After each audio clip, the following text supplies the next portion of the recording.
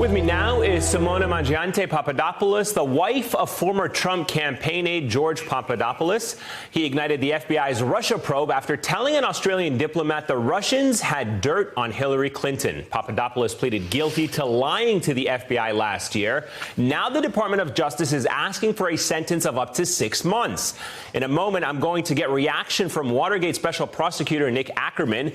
But first, Papadopoulos' wife revealed he is considering backing out of his cooperation deal with Mueller. All this as Rudy Giuliani tells the Washington Post that Trump inquired about the possibility of pardoning Paul Manafort, who is not cooperating with Robert Mueller. Simona Mangiante Papadopoulos, great to have you with us. Thank you very much for being here. Let me begin with... Thank you for inviting. Of course. Let me begin with this possibility that your husband, George, is going to break his cooperation deal with the special counsel. Can you give us any update as to where that decision stands? As I mentioned many times, there are, first of all, George at this time cooperated for more than 1 year. The recommendation from the special counsel presents some discrepancies, and there are many events that came out recently and that changed completely the assessment and the context of these alleged lies he pled guilty to. We know today that Mifsud is likely to have played no role whatsoever in the scheme of the Russian interference with American elections. We suspected that Mifsud could be a Russian agent, but at the time of today, we don't have any evidences that link Mifsud to Russia. Mueller could not provide any... I'm sorry to interrupt you. I just want to be clear to understand. Can you just tell us, is there a decision? Has he made a decision? Has George made a decision? The decision hasn't been made. I was just trying to highlight the grounds of the fact that George is challenging the guilty plea and why I was the one suggesting him to vacate the plea agreement. We had an interesting meeting with his lawyers, but no.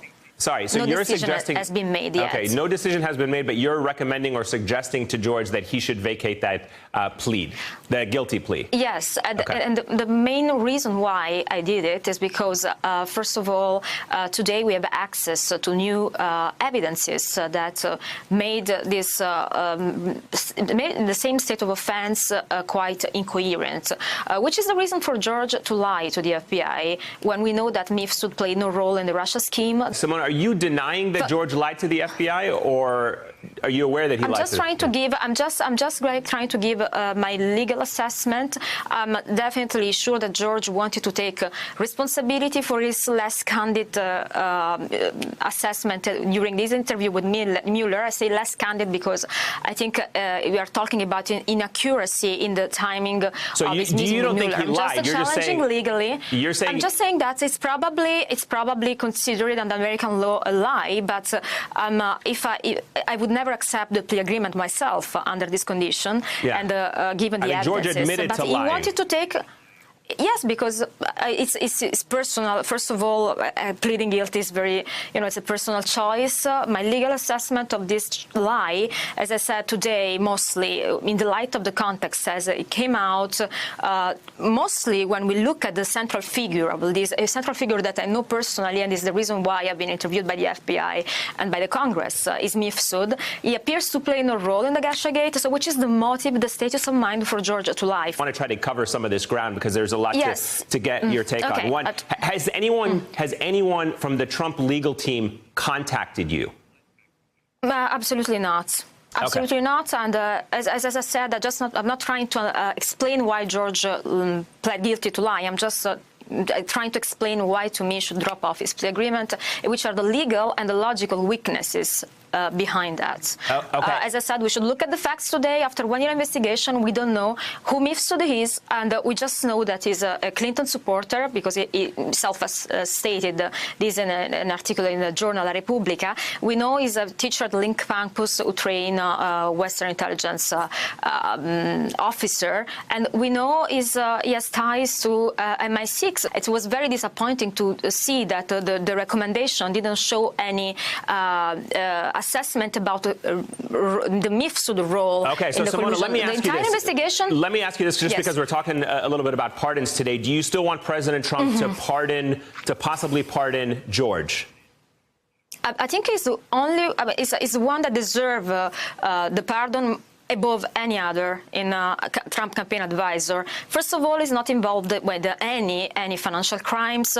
His responsibility is limited to, as I said, the inaccuracy in the timing of his meeting with Mifsud. Today, we know Mifsud had no role in the Russia interference unless the prosecutor will show otherwise. Right. So I don't see why, if the president says this is a witch hunt, it would allow George to be the sacrificial lamb of this witch hunt. All right, Simona Mangiante, Papadopoulos, thank you very much for your time. I appreciate you coming on and explaining your position. Thank you very much. Thank you. All right, with me now is former Watergate prosecutor Nick Ackerman. Nick, good to have you with us. So first of all, your reaction to what you just heard there and the argument that Simona was making. Well, none of these arguments make any sense. They're all over the boards. He committed an extremely serious crime. If you read the government's sentencing memo, it's quite clear that if he had told the truth about the professor who was the Russian that he met in England and had come clean with the FBI in January of 2017, the FBI would have been able to arrest this professor while he was in the United States. So this was a lie that was extremely material, that had a huge impact on the FBI's investigation, a negative impact. What does George Papadopoulos gain by withdrawing his deal from cooperating with Mueller? Is there anything? Well, first of all, the odds of him being able to withdraw it are about zero. It's almost extremely difficult to do it. It's not a unilateral decision? It's not up to him, right? No, of course not. Of course not. He has to have a heavy burden to meet to do that. But if he were to be successful, what that would mean is the government could then turn around and prosecute him for the crime of lying to an FBI agent, or even worse, obstruction of justice. The crime of lying to the FBI agent carries 5 years. So right now, he's limited to 6 months that he could be sentenced to in prison. If he suddenly lost this deal, he could wind up in jail for 10 years for obstruction of justice. Hey, I'm Ari Melber from MSNBC. You can see more of our videos right here, or better yet, subscribe to our YouTube channel below. You could have been anywhere in the world, but you're here with us, and we appreciate that.